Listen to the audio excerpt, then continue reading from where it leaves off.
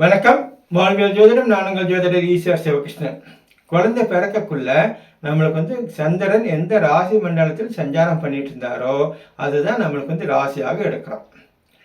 உதாரணத்துக்கு அசுவின் நட்சத்திரத்தில் மேச ராசியில் நம்மளுக்கு குழந்தை பிறந்திருக்குன்னு குறிப்போம். அது ஏப்ரல் மாதம் ஒரு 4ஆம் தேதி அப்படின்னு வச்சுக்கலாம்.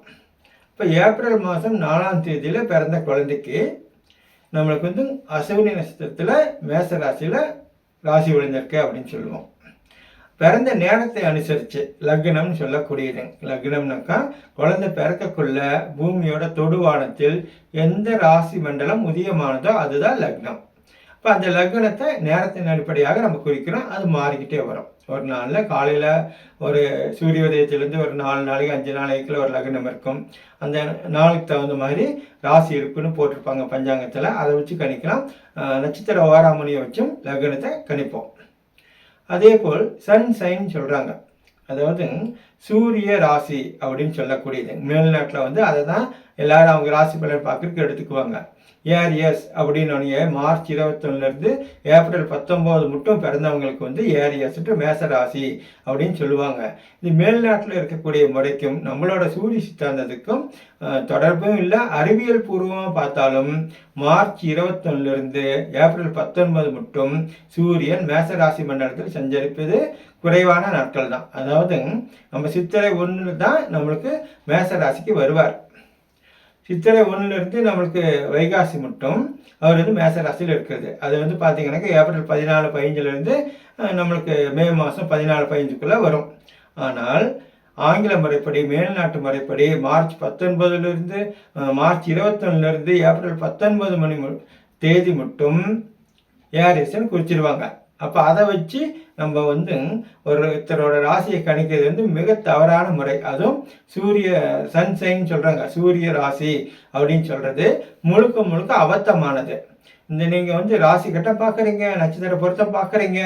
ஆனால் சூரிய ராசி யாரும் கவனத்தில் எடுக்கிறது இல்லை. அதை எடுத்து பொருத்தம் பார்க்காதனால தான் நிறைய குழந்தைங்க பிரிஞ்சு போகிறாங்க. இல்வாழ்க்கை சிறப்பாக அமையறதில்லை. விவாகரத்து மட்டும் நடக்குது அப்படின்னு ஒருத்தர் அழகாக பேசி வீடியோ விட்டுருந்தாரு. ஆனால் அது முழுக்க முழுக்க முழுக்க அபத்தமானது. வானியல் ரீதியாகவும் நம்மளுக்கு ஏரியஸ்ன்னு அவங்க ஆங்கில முறைப்படி சொல்லக்கூடிய ராசி மண்டலத்தில் சூரியன் முழுமையாக சஞ்சரிப்பது இல்லை. உதாரணமாக மார்ச் 25ஆம் தேதி அன்னைக்கு ஒரு குழந்தை பிறந்திருந்துச்சுனாக்கா குழந்தை பிறந்த அன்னைக்கு சூரியன் மீன ராசி மண்டலத்தில் தான் சஞ்சாரம் பண்ணிட்டு இருந்திருப்பார்.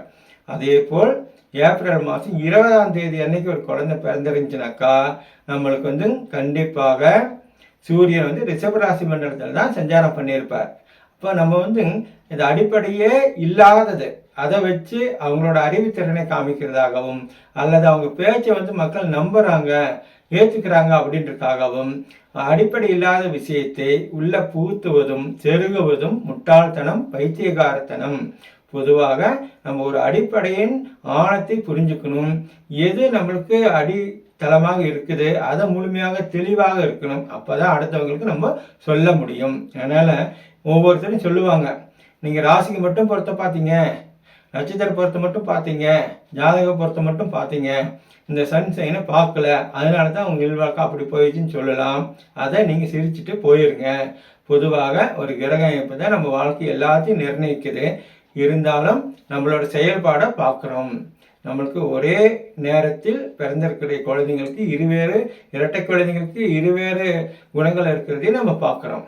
பொதுவாக நம்மளோட செயல்பாடுகள் எல்லாமே அவங்களோட தனி மனிதனோட சம்மந்தப்பட்டது தான். அப்போ ஒவ்வொருத்தருக்கும் நம்ம சிம்முக்கு ஒரு அலைவரிசை வந்தால் தான் அது வைப்ரேட் ஆகும். அந்த மாதிரி தான் ஜோதிட சித்தாந்தமும் இயங்கிட்டு இருக்கிறத நம்ம மனசில் வச்சுக்கணும். ஒவ்வொருத்தரும் அது இது சொல்கிறாங்கன்ட்டு நம்ம அவங்க நம்பிக்கை அடிப்படையில் சொல்கிறாங்க. ஆனால் தவறானது பரப்புகிறாங்க. வதந்தினாவே தவறானது, மோசமானது, தீயது. அதுதான் வேகமாக பரவும். அதை மனசில் வச்சுக்காதீங்க, சங்கடப்படாதீங்க. அதே போல் நானே பொருத்தம் பார்க்கறதில் பலவிதமான வீடியோக்கள் நிறைய நான் விட்டுருக்கிறேன். இன்னும் நிறைய சொல்ல போகிறேன். இதெல்லாம் நீங்கள் பார்த்துட்டு அதில் இருக்கக்கூடிய நிறை குறைகளை நீங்களும் சொல்லலாம். நான் சொல்லியிருக்கக்கூடிய இந்த நட்சத்திர பொருத்தம், ராசி பொருத்தம், ஜாதக பொறுத்து இதே போதும். மேல்நாட்டு முறைன்னு சொல்லக்கூடிய சன்சைனை நம்ம கொண்டு வரவே வேண்டாம். நம்மளது பால், அவங்களது மது, ரெண்டையும் கால்குலேட் பண்ணக்கூடாது. அறிந்து கொள்வேன், பகுத்தறிவை பயன்படுத்துவேன். நன்றி, வணக்கம்.